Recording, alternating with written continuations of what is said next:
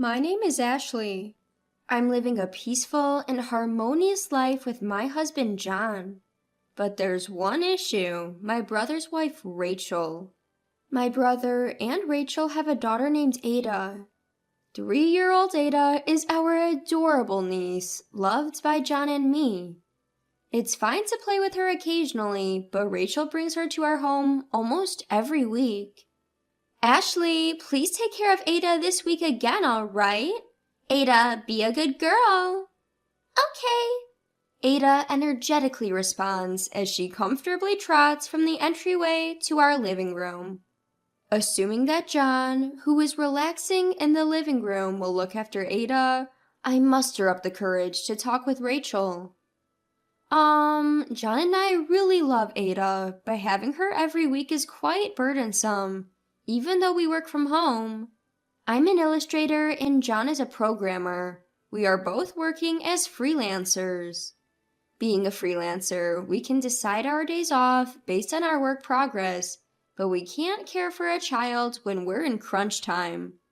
But we can't let our niece get hurt while she's in our care, so I end up drawing on my tablet while keeping an eye on her. I felt guilty that I complained to Rachel, my brother's wife, worried that it might cause an issue between my brother and her, but I couldn't bear it anymore. I'm really sorry, but could we make today the last day that we look after Ada? Her face turns to anger as I ask her humbly. It was too late to realize that I had made a mistake. She raised her eyebrows and snapped at me. You wouldn't understand, Ashley, since you don't have children, but raising children is truly difficult. You have no idea how hard it has been to raise Ada this far. Stop complaining when you don't even have a child. Her words stab my heart like sharp daggers. That's because I'm infertile. John and I love children. We always talked to each other that we wanted to have children when we got married, but we didn't manage to conceive even after getting married. We went to a hospital for consultation and found out that I have a condition that makes it extremely difficult for me to get pregnant. We are currently undergoing fertility treatments, which are physically taxing and costly. Every month, the hopeful anticipation of children brings a lot of emotional stress to John and me. To be blamed for not understanding because I don't have children hits me hard, especially in the middle of all this. Yet her tirade doesn't stop. Unlike you two, who are always cooped up at home, I'm a sociable person. I have many friends who rely on me. Today, I came to leave Ada with you because I'm going to lend an ear to my friend. You two who are shut-ins and don't contribute to society should appreciate that I'm doing my part for you too. If you get it, take care of Ada properly and quit complaining.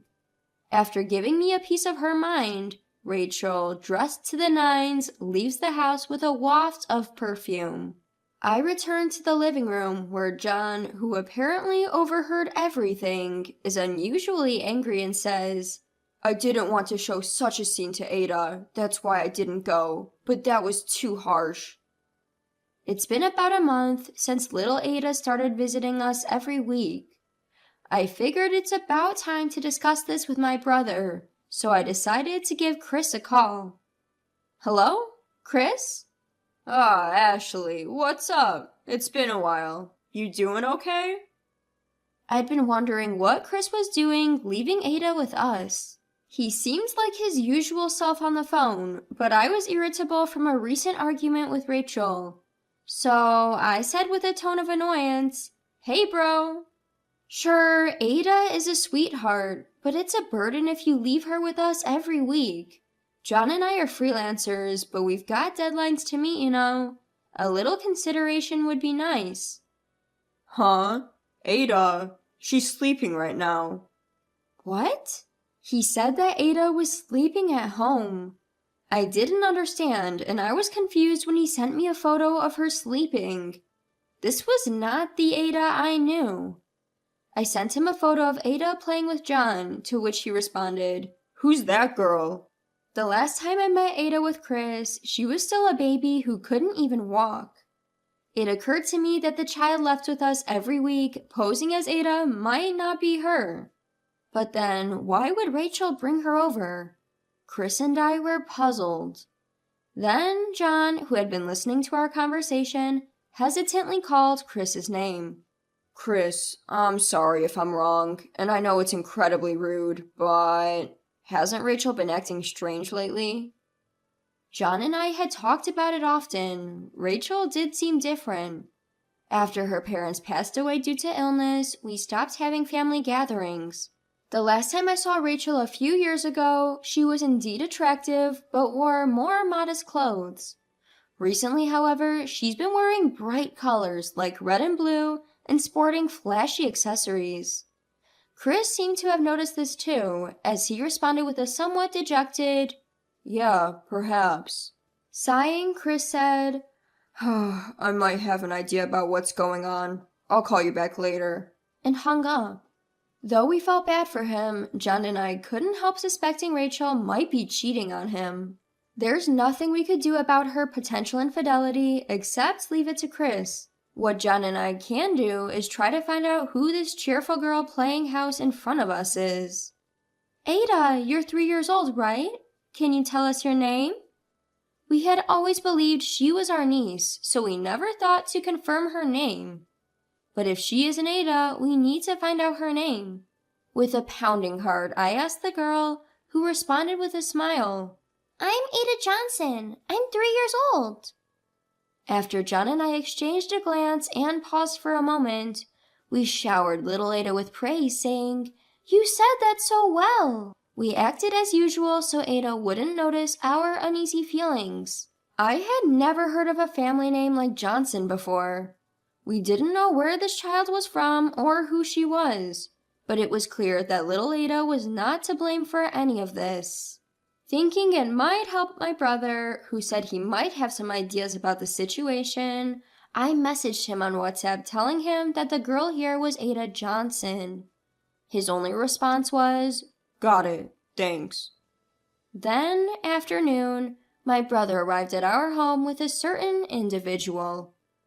"Sorry to trouble you, but there is something I want to talk about when Rachel comes to pick up Ada. So can we wait here?"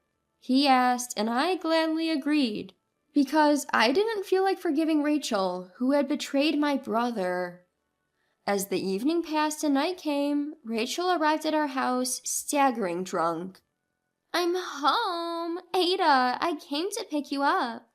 Unaware of the storm that was about to break, I greeted the nonchalantly returning Rachel with a plastered smile.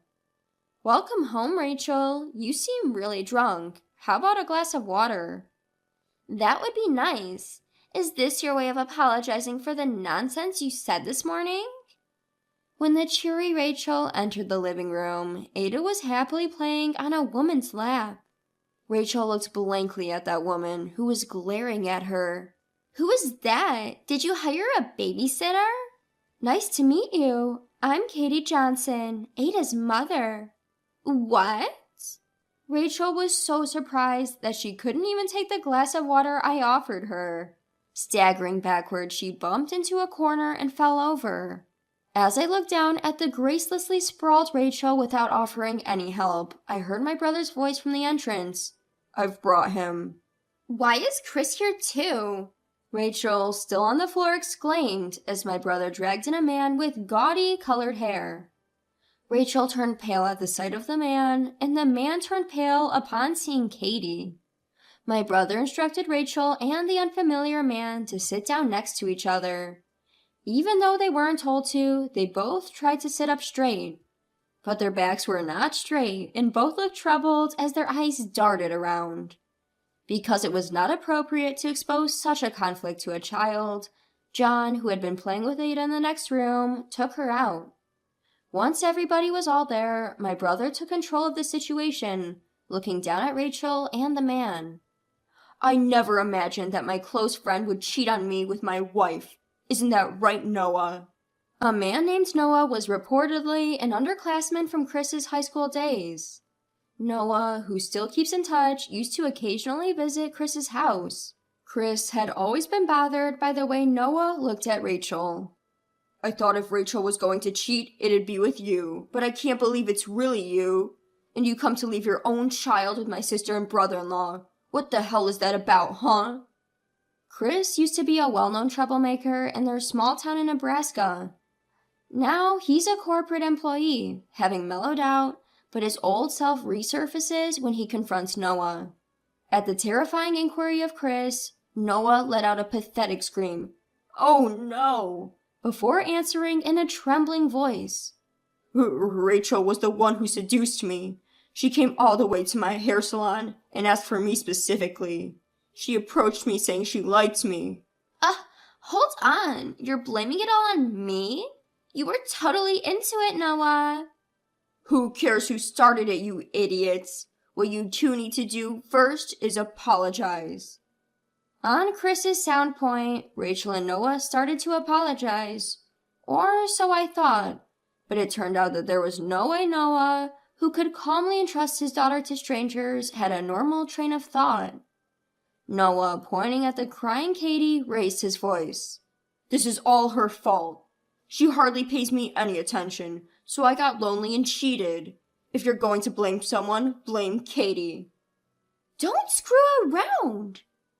Katie, who screamed out suddenly, made Noah jump. When Chris brought her over, she was quietly elegant. I never thought my husband would be leaving Ada with strangers while I'm at work. I'm truly sorry. The fury of Katie, who had always been so humble, was incredible. What do you mean you cheated because you were lonely? Do you have no self-control? I can't believe you left Ada with strangers. Why did you do such a thing? That's also because Rachel said her sister-in-law couple are childless shut-ins with nothing but time on their hands, so they're a convenient place too. We may not have children, but we work from home. We're not handymen. I told Rachel this morning too. We're troubled. We never thought you were deceiving us into caring for your mistress's child as if it was your own child. But there's nothing wrong with that, right? It might be inevitable that I'm blamed for cheating, but I just taught a childless couple what it's like to have children. What? The voice that slipped out, quite deep like Chris's. And I looked down at Rachel, who was similar to her lover, let out a pathetic, "Oh no," and yelled. It is not your business. We've been trying to have children. You knew about that too, didn't you?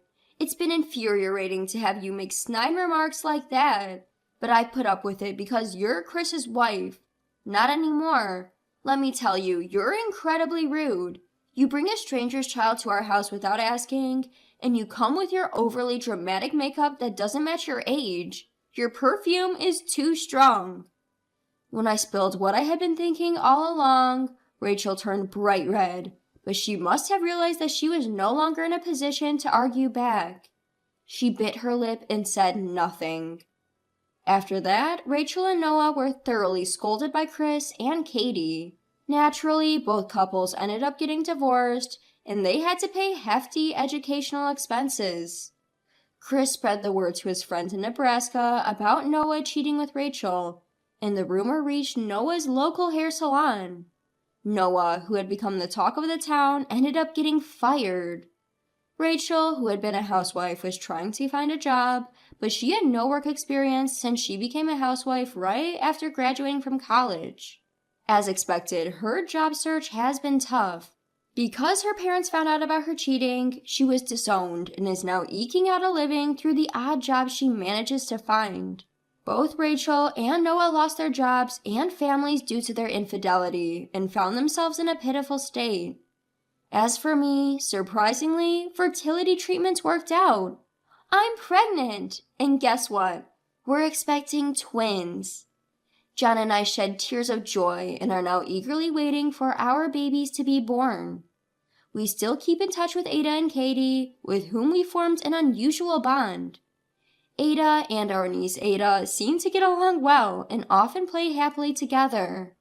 They even touched my belly, telling the babies, "Let's play together once you're born," which was beyond adorable.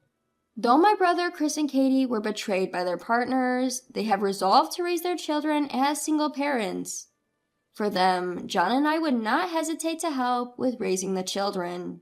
The four of us, John, Chris, Katie, and me, made a promise to cooperate in raising our niece Ada's and the twins about to be born. That's how we formed a strong bond.